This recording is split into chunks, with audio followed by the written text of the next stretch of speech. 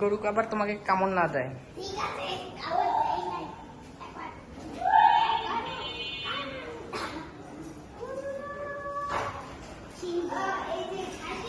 Of করবো? কোনটা তোমাদের?